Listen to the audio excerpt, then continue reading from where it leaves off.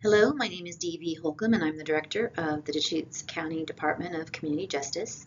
And I am pleased today to share a little bit with you about our department in advance of our 2025 County College.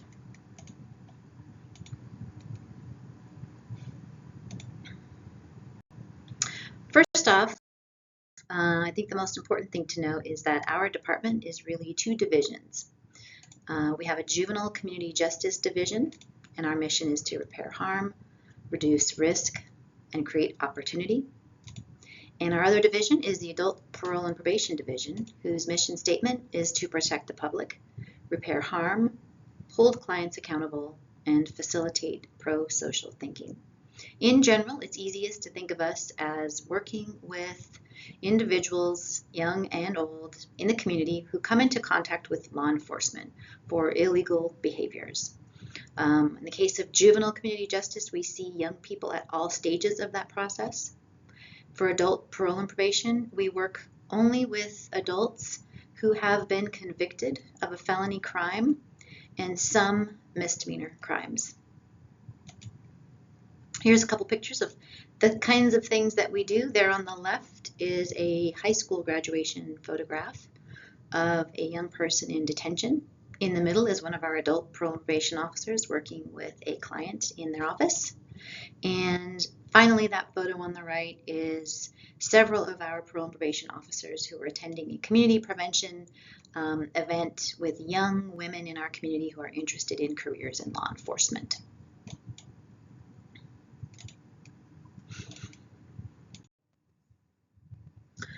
So to give you a little bit of flavor about what the differences are between the two different divisions of juvenile and parole and probation, we have a table here that walks us through that. So first column there, it's actually in the middle, the juvenile column, we'll go through first. Our statutory requirement for providing juvenile services is that it is a county obligation, and therefore most of our funding comes through the county with a little bit of state resources. We serve youth age 12 to 17 who come into contact with law enforcement. We do look at the whole gamut of law enforcement referrals. They send us, so this would be a police department, for example, contacts a youth in the community for a alleged criminal or other violation of statute. They send us that documentation and we review and route that, whether that's internally for the next level down, informal supervision, or whether we route that to the district attorney for potential formal supervision, which is the next row down. Informal supervision means there is no court activity. The youth and family sign what is called a formal accountability agreement or a diversion agreement, and we work with them outside of the court. Formal supervision is probation, what you think of as a youth going before a judge and given a term of probation, which contains certain kinds of conditions that we then support the youth and the family for the youth to complete successfully. Cognitive behavioral training and skill building is something that the juvenile division does for all youth under supervision, whether informal or formal. And that really just means we work with youth using tools, interviews, skill building that help the young person understand that their thoughts and their behavior are connected. So to change thoughts can change behavior, and to teach them new skills that they haven't had yet to help them with success in future. On the juvenile side, we also offer quite a bit of restitution support. We have a program that allows youth to work on community service and for their victims to be paid at an hourly minimum wage rate for the work that they do. That's called our Fresh Start program. We do operate a community service crew.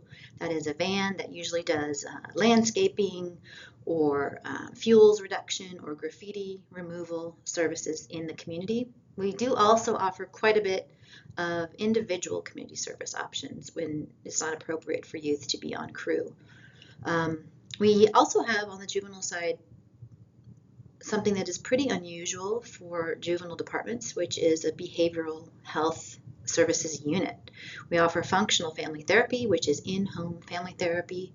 We also have a new substance use disorder program, and we have a crisis mental health worker in our detention facility.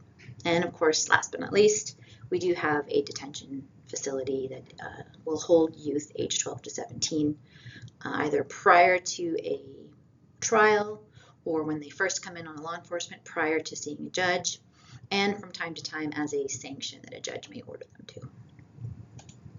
On the parole and probation side, moving to that final column, we have some similarities and some differences, as you can see.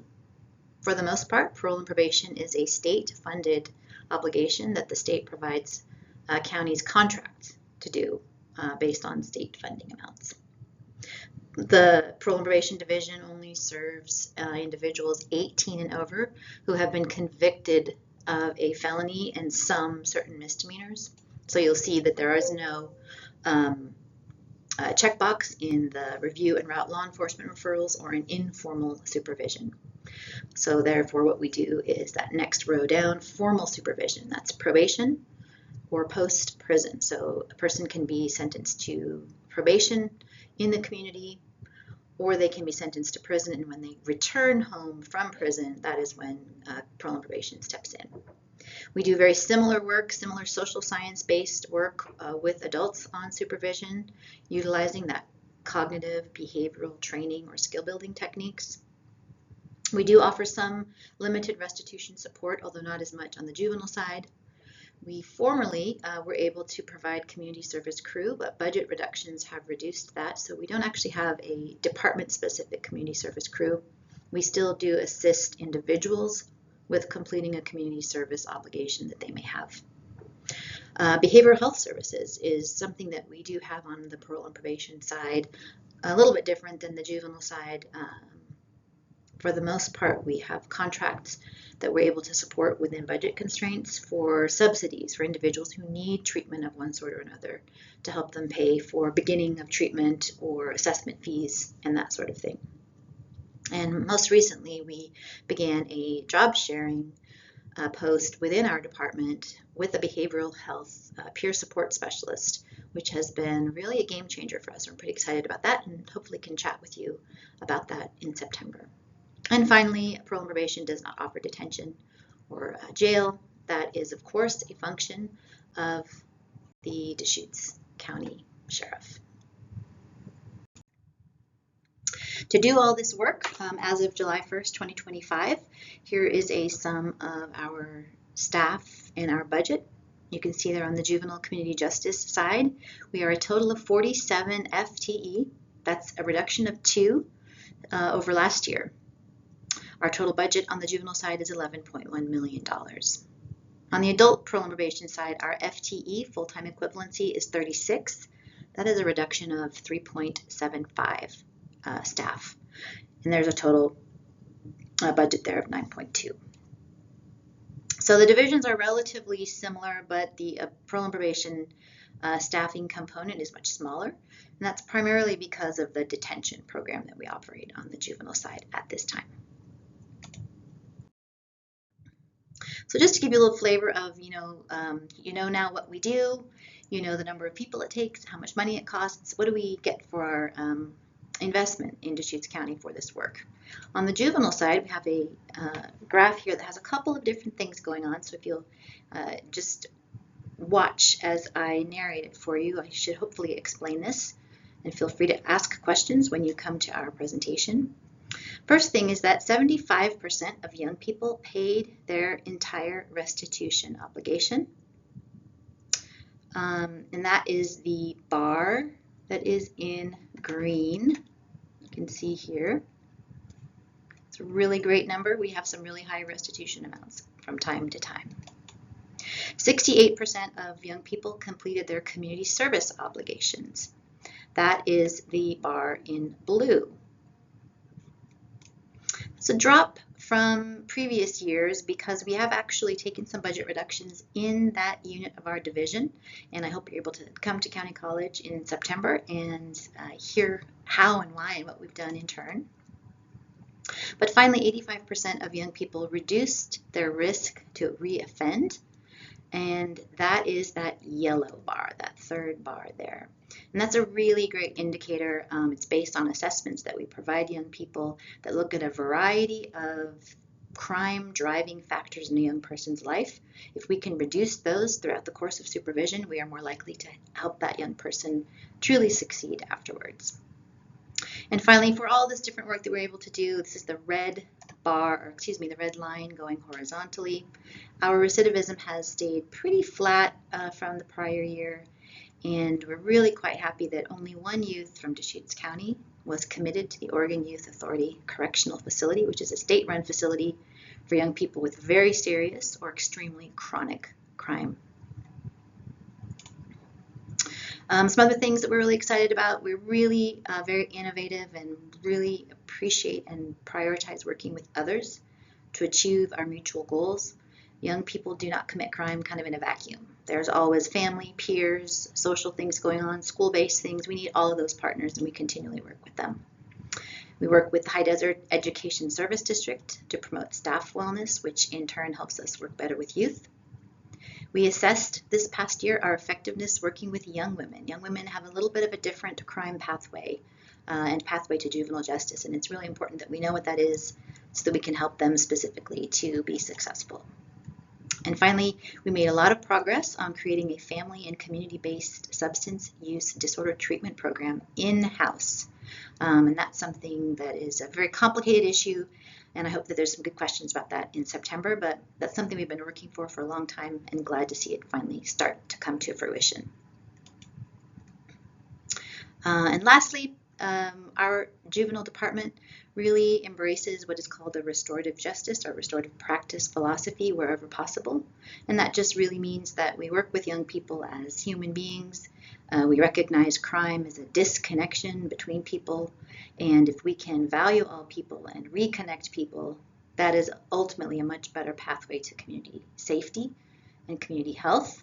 And we've been improving over the past year to give youth one additional meaningful way to be accountable for what they have done and to themselves. And again, hope you come in September so we can share what that is.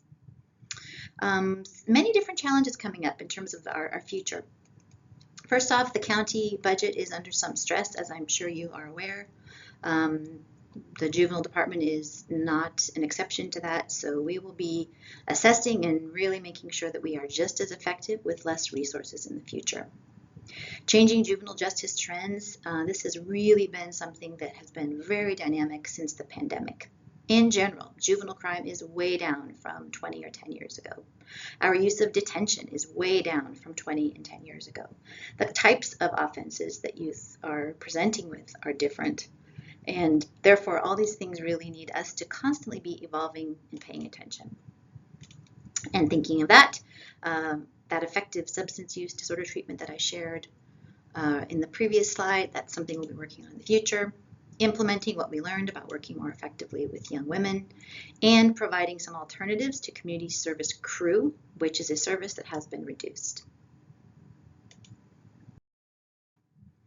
In terms of adults, moving to our second division. So again, this is services for people who are on probation or who have returned home from prison. What do we get for our $9.2 million and our 36 employees at this time? Similar kind of thing, there's a chart here that's coming up. I'll try to walk you through it, and again, we can talk more about this in September. First off, really happy, and I want you all to know, take away that adult probation has a really positive impact for the community.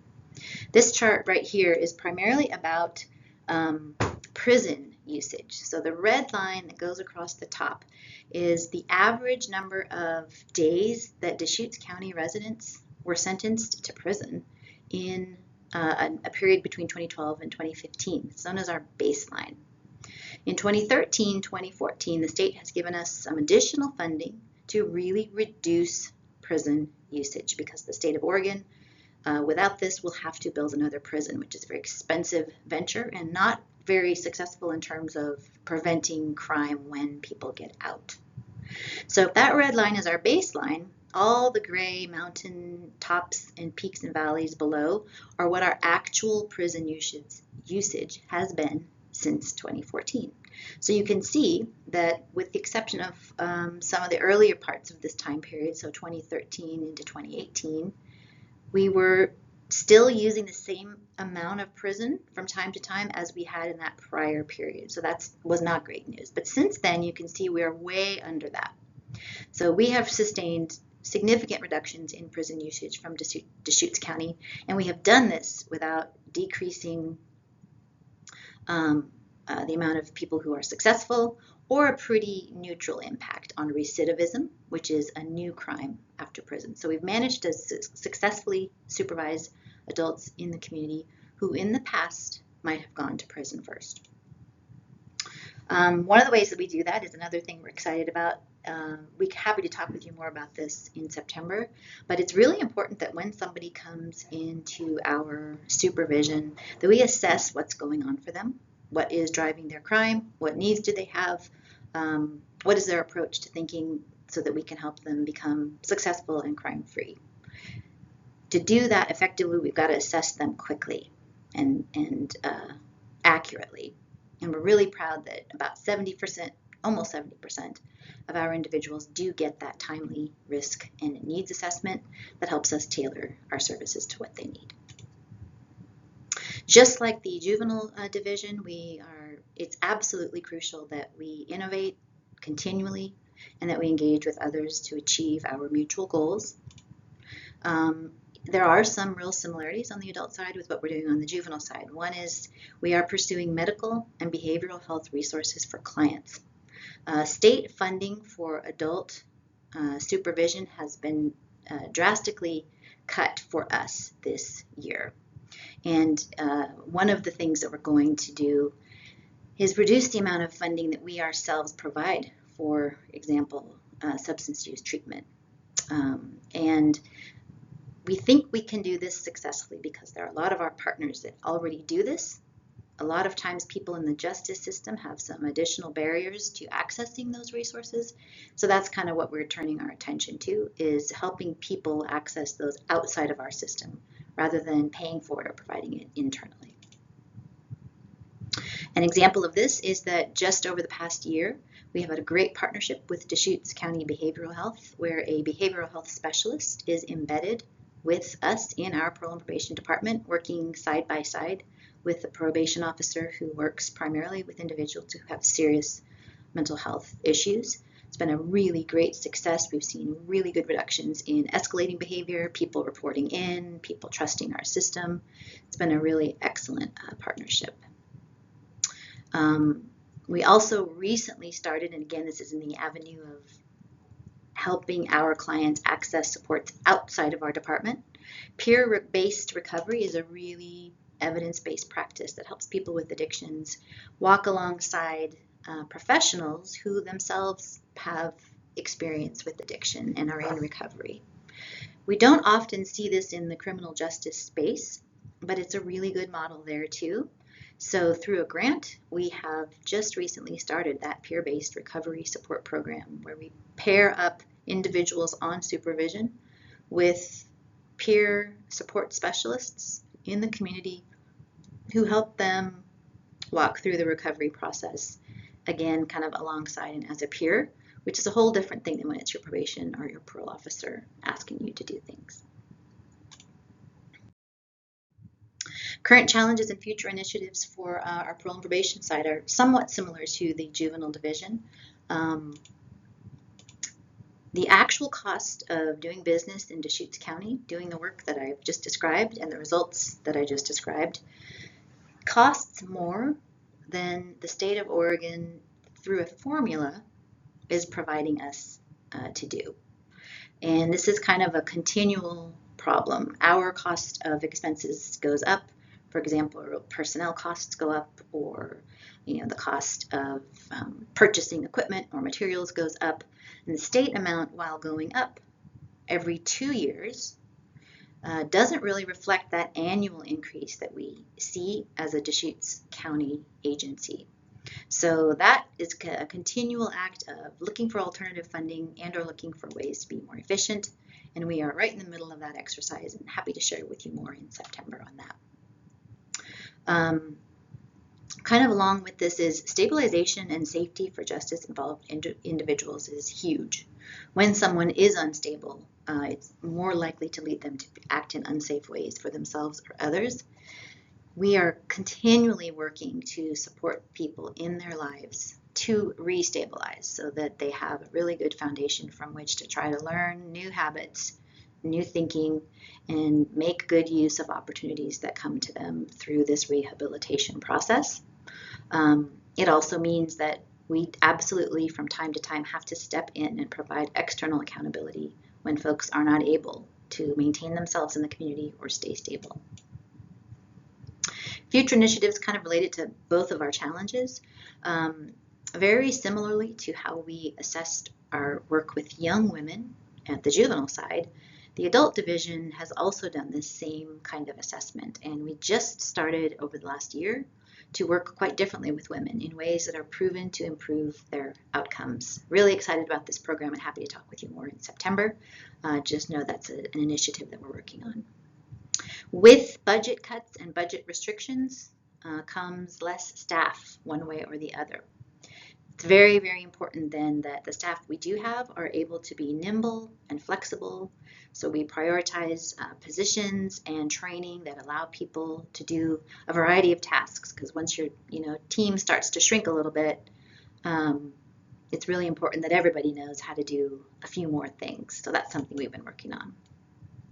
And then finally, you may be familiar or have heard of the real toll that working in public safety can bring to people's mental health. These are on the professional side. We're exposed to a lot of trauma. We are helping and walking side by side with people on their worst days. And without attention to our own personal wellness and our professional wellness, you see some of the highest rates of morbidity and mortality within public safety retirees than any other business in the public sector.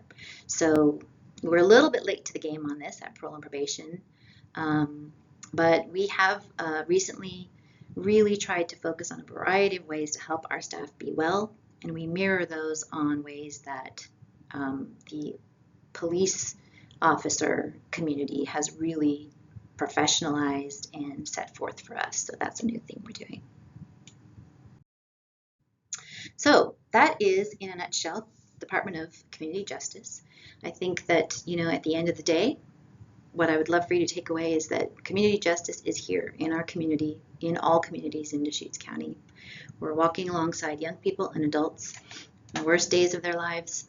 We're keeping the public safe when individuals are not able to or not choose not to. And we never forget that whatever happens today is laying the groundwork for tomorrow. So I will leave you with a really inspiring piece of work that we received from one of our young people on supervision. And it's a poem that they shared with their community justice officer that really talks a little bit about what it might be like to be a young person trying to get through the day. And I think it's really reflective of our field. So I will end with reading you this poem. It's called Held Together by Cracks, and it's by Youth OK. Those are their initials, just to protect their anonymity. I was stuck, unable to move, frozen in time. I'd just stand there and pretend that I was fine. Hours turned into days, days turned into weeks, weeks turned into months, months that passed me by in a blink of an eye. Suffocated is how I felt, the cord tightly wrapped around my throat. Eventually, I began to fall, sinking into what I once was, barely keeping my head above surface. Where was my applause? Holding on to hopes and dreams, but I just got torn apart at the seams, wishing that one day it would all get better, but I never received that letter. My shadow learned to speak before I did, echoing pain I thought I hid. The mirror cracked, but still held my face, proof that broken things still hold grace. But in the silence, I heard something small, a whisper, maybe me, maybe not at all. A flicker in the dark, soft but true, saying, "You've been breaking, but still you grew." Maybe healing isn't loud. Maybe it's slow. Maybe it's the courage to stay, not just go. But tell me, if I keep breathing through the ache, does that mean I have what it takes? Thank you for your attention. I look forward to meeting everybody in September in real life. Again, my name is Deevy Holcomb, and I'm the Director of Deschutes County Community Justice.